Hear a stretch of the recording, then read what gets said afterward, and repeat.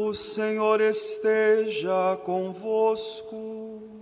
Ele está no meio de nós. Proclamação do Evangelho de Jesus Cristo, segundo Mateus. Glória a vós, Senhor. Naquele tempo, vendo Jesus as multidões, subiu ao monte e sentou-se. Os discípulos aproximaram-se e Jesus começou a ensiná-los. Bem-aventurados os pobres em espírito, porque deles é o reino dos céus. Bem-aventurados os aflitos, porque serão consolados. Bem-aventurados os mansos, porque possuirão a terra. Bem-aventurados os que têm fome e sede de justiça, porque serão saciados. Bem-aventurados os misericordiosos, porque alcançarão misericórdia. Bem-aventurados os puros de coração, porque verão a Deus. Bem-aventurados os que promovem a paz, porque serão chamados filhos de Deus. Bem-aventurados os que são perseguidos por causa da justiça, porque deles é o reino dos céus. Bem-aventurados sois vós, quando vos injuriarem e perseguirem, e mentindo, disserem todo tipo de mal contra vós por causa de mim. Alegrai-vos e exultai, porque será grande a vossa recompensa nos céus. Palavra da salvação. Glória a vós, Senhor.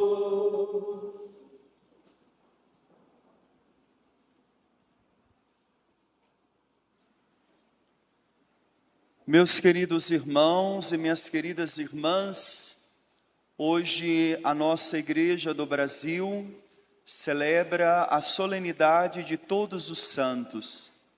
Solenidade essa que tem a sua data no calendário litúrgico no dia 1º de novembro. Mas no Brasil, quando essa data não cai no domingo, ela é transferida para o domingo seguinte ao dia 1º. Então hoje nós celebramos essa solenidade. Antes de fazer a aplicação da liturgia para a nossa vida, eu gostaria de, num primeiro ponto, fazer uma introdução esclarecendo, talvez, o significado desta solenidade, porque o nome dela, Solenidade de Todos os Santos, pode fazer com que nós imaginemos que hoje nós estejamos reunindo todos aqueles santos proclamados pela Igreja, que chamamos canonizados, e numa única liturgia estamos prestando um culto a Deus através deles. Isso obviamente não está totalmente errado, mas não é essa a intenção da liturgia. Até porque esses santos, eles já têm um dia próprio no calendário litúrgico. Até o folheto da missa, logo no início, traz uma imagem e coloca todos esses santos juntos, e isso faz a gente pensar que a solenidade seja isso, mas na verdade não é isso. Esses santos, eles já têm, como eu disse, um dia próprio na liturgia. Hoje a Igreja quer fazer a gente pensar e compreender que no céu existem outros santos dos quais a Igreja nunca declarou. Não teve para estes um processo canônico de beatificação e nem de canonização, como é obrigatório para a declaração de um santo. Porque nós precisamos entender o seguinte: para ir para o céu, para entrar no céu, você tem que ser santo. No céu não entra quem não é santo. Porém, nós precisamos compreender que esta santidade não se resume a esse processo canônico apenas. Existem homens e mulheres que viveram uma vida de tal maneira virtuosa, que nós falamos virtudes heróicas, que com muita facilidade a Igreja reconhece essa santidade. Mas nós sabemos que muitas outras pessoas viveram também de modo santo. Mas não foi um modo que chamou a atenção de alguém, porque até quantos viveram isso no modo escondido, no modo cotidiano, quanto pai, mãe, padre, freira, leigo, leiga, que viveram uma vida digna do céu, mas nunca serão proclamados pela igreja santos. Então, desses nós hoje fazemos menção na liturgia. Esses homens e mulheres que estão no céu, mas não tiveram seus nomes declarados pela igreja. Aqui já começa um ensinamento da nossa doutrina. Isso é importante nós sabermos. A nossa doutrina católica, ela difere daquela ideia dos protestantes, porque protestante não acredita em santidade. Ele pensa que quando ele morrer, é que então haverá uma transformação de santidade nele. Nós não cremos nisso. Nós cremos que a santidade é uma decisão que nós fazemos aqui na terra. Claro que as bem-aventuranças que nós ouvimos agora no Evangelho, nós a vivemos de modo inadequado, nós não vivemos de modo pleno. Nós viveremos isso de modo pleno quando nós estivermos no céu. Mas nós já temos que começar a viver isso aqui na terra. A santidade é um processo que nós vamos vivenciando ao longo da nossa vida. Não é algo para você pensar depois da morte, até porque depois da morte já não há mais processo para que você decida, para que você escolha. Todas as nossas escolhas, elas precisam ser feitas enquanto nós estamos vivos. Por isso nós cremos sim na santidade, que consiste em quê? E aqui um outro ensinamento. Nós temos dificuldade de aceitar a santidade como um chamado para nós, porque nós associamos santidade com uma vida sem erros. A gente acha que o santo é aquele que viveu de um modo tão perfeito que ele nem errou, ele não pecou, por isso que ele é santo. E isso não existe, isso é fantasia da sua cabeça. O santo é o pecador que se arrepende. Quando isso? Todo dia. Não tem santo pronto, o santo não nasce pronto. E a gente tem a fantasia de que Santo Antônio, Santa Teresinha já nasceram assim. Não, não nasceram. Eles tiveram uma luta, a mesma que você e eu temos para nos santificarmos. Eles também tiveram muitos pecados. Muitas vezes eles caíram. Muitas vezes sofreram tentações. Mas quando percebiam isso, não se entregavam, lutavam. E se provavam da queda, levantavam. Se provavam do erro, pediam perdão. Isso é a santidade. Então isso precisa ficar claro para nós.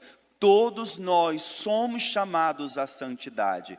Porque se você tem uma vocação para a eternidade, você tem uma vocação à santidade. Porque, como o padre disse no início, para ir para o céu você precisa ser santo. Agora lembra o que eu acabei de dizer. Santidade não se resume a uma prática moral. Então você faz tudo certinho e você vai ficar santo. Quisera que fosse assim. A gente até se propõe a isso, né? Não, essa semana eu vou fazer tudo certinho. Passa 10 minutos, nós já esquecemos e já fizemos erros. E aí, o que fazemos? Retomamos, recomeçamos. O santo é aquele que tem uma consciência grande da misericórdia de Deus. E uma consciência grande do seu nada. Agora, ao olhar para o seu nada, ele lança tudo isso na grande misericórdia de Deus e não desiste. Não se entrega ao seu fracasso, não se entrega à sua fraqueza, ao seu pecado, ao seu erro, mas trava uma luta diária para ser como Deus quer que ele seja. Padre, mas se o senhor disse que a santidade não se resume numa situação de comportamento moral, o que é então a santidade? O apóstolo São João disse para nós na segunda leitura: vede que grande presente de amor o Pai nos deu, de sermos chamados seus filhos, E nós o somos, disse o apóstolo. Santidade é um relacionamento com Deus. O santo é aquele que vive todos os dias da sua vida, em todas as situações que ele passa, um relacionamento com Deus. Ele sabe que Deus é seu Pai e vive como filho de Deus. Isso é santidade. É um modo de relacionar. Não é o que você faz ou deixa de fazer, mas é um modo de vida que você assume para você. Agora, claro que, sendo filho de Deus e me comprometendo a viver como filho de Deus, a tendência é que eu melhore o meu comportamento. A tendência é que eu tenha uma vida moral boa. Agora, a vida moral não diz a santidade, porque tem muita gente que por orgulho faz tudo certinho, porque ele não quer ser chamado a atenção. Isso não quer dizer que ele é santo. Tem muita gente que tem um medo tremendo do pecado, mas não é porque ele ama a Deus, é porque ele tem medo do inferno, ele tem medo do castigo. Isso não é santidade. Santidade não é isso. Santidade não é alguém que não erra. Santidade significa alguém que é tão apaixonado por Deus, que ele faz de tudo para agradar, para honrar, porque ele ama. É como um filho, e isso, infelizmente, a gente só consegue com a maturidade. Um filho que se sabe amado do pai, e ele ama tanto aquele pai, que ele não quer ter um comportamento que o desagrade. Tanto que ele fala, eu não vou fazer isso, porque meu pai vai ficar chateado. Eu não vou fazer isso. Eu não vou lá. Meu pai não gosta. Vejam, isso é amor. O amor ao Pai faz com que ele mude o comportamento. A santidade é isso. Como a gente tem que entender isso, eu aproveito isso para falar da confissão. Como nós católicos não sabemos confessar. Muitos de nós vamos para a confissão por causa do nosso orgulho. E chega para o padre e diz, eu fiz tal coisa, mas... Ou ainda, onde já se viu o padre eu fazer tal coisa?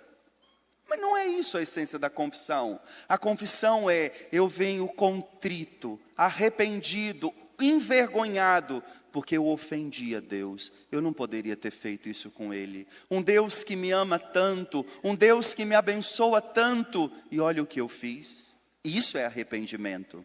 Vejam, o cerne, a essência dessa confissão está no amor a Deus e não a si.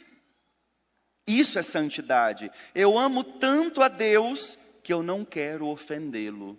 O santo vive essa luta todos os dias. Ele não faz as coisas certas para o povo bater palma para ele ou para a comunidade dizer, você viu que pessoa maravilhosa? Aquilo lá é santo. Não, nenhum dos santos reconheceram as suas próprias virtudes, muito pelo contrário. Quando se falava deles, eles diziam, de mim eu só conheço as minhas fraquezas, os meus erros. Porque ele sabe que tudo que é virtude é de Deus, não é dele. Em nós mesmos, nós só temos fraquezas. Vejam, as nossas melhorias, nós só conseguimos fazê-las quando nós colocamos um ideal que seja maior do que nós mesmos. Porque se for fundamentado em nós, é fracasso, não dura muito tempo. A santidade é essa capacidade de deixar o amor de Deus nos envolver de tal modo que agora eu começo a viver como um filho de Deus. Agora, qual é o preço disso? A primeira leitura disse. Quem são esses? Que multidão que é essa? Em vestes brancas, a roupa do nosso batismo? O ancião disse, esses são aqueles que vieram da grande tribulação. Parece que já faz algumas semanas que isso está sendo insistentemente dito na liturgia. Nós não teremos triunfo se nós não enfrentarmos as batalhas. Esses são aqueles que passaram a grande tribulação, lavaram e alvejaram as suas vestes no sangue do Cordeiro. Agora eles vão receber a coroa da vitória. Vejam, é uma decisão que foi feita aqui. Por isso teve um combate, por isso teve uma tribulação. Agora ele, o justo juiz, entregará para nós uma coroa. E que coroa é esta? A vida eterna. Imagina isso, gente. Poder no céu, estar face a face diante de Deus. Poder contemplar a sua glória. Poder entender, vivenciar a felicidade plena. Nós não sabemos o que é isso. Nós só conhecemos fagulhas da felicidade. E já é tão gostoso. Agora imagina uma felicidade plena. E pasmem, não virão de coisas. Essa felicidade virá de poder contemplar a face do Senhor no céu. Mas padre, por que isso? Porque lá está a nossa essência, lá está a nossa origem, lá está a nossa fonte. De Deus viemos e para Deus haveremos de voltar. Agora, lembra que eu disse, a finalidade da liturgia de hoje é para lembrar tantos homens e mulheres que mesmo talvez sem conhecimento teológico, viveram essa experiência na terra. Mesmo na simplicidade da vida, viveram como filhos amados de Deus. E agora contemplam a face dele. Mas essa liturgia também tem por finalidade dizer a você, você já fez a sua opção pela santidade? Porque se você está caminhando para contemplar a Deus, você precisa fazer a sua decisão. O santo é esse que sabe abraçar a misericórdia do Pai. E abraçando a misericórdia do Pai, faz a experiência de por Ele ser profundamente amado. Agora compreendamos, irmãos e irmãs, isso não tira a nossa fraqueza. Isso não tira o nosso erro. Isso não tira o nosso pecado.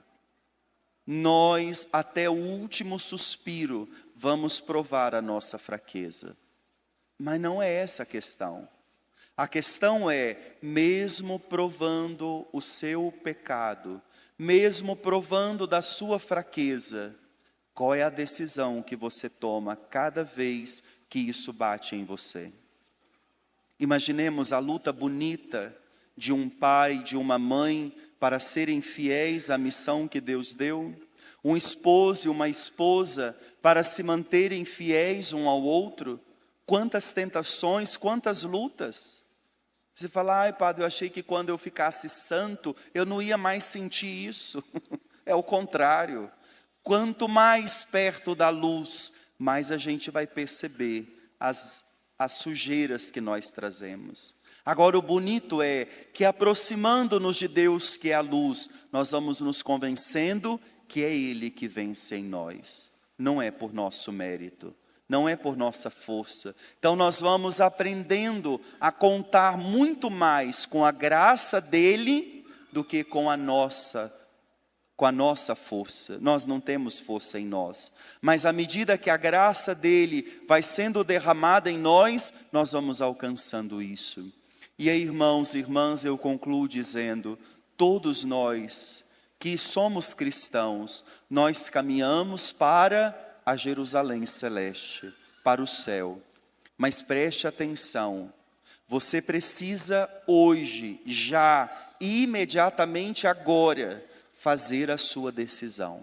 E todos os dias renovar. Porque só vai ser duradouro aquilo que todos os dias nós tivermos a coragem de renovar. E a pessoa que faz a decisão pelo céu, ela faz a decisão de todos os dias viver como filho amado de Deus.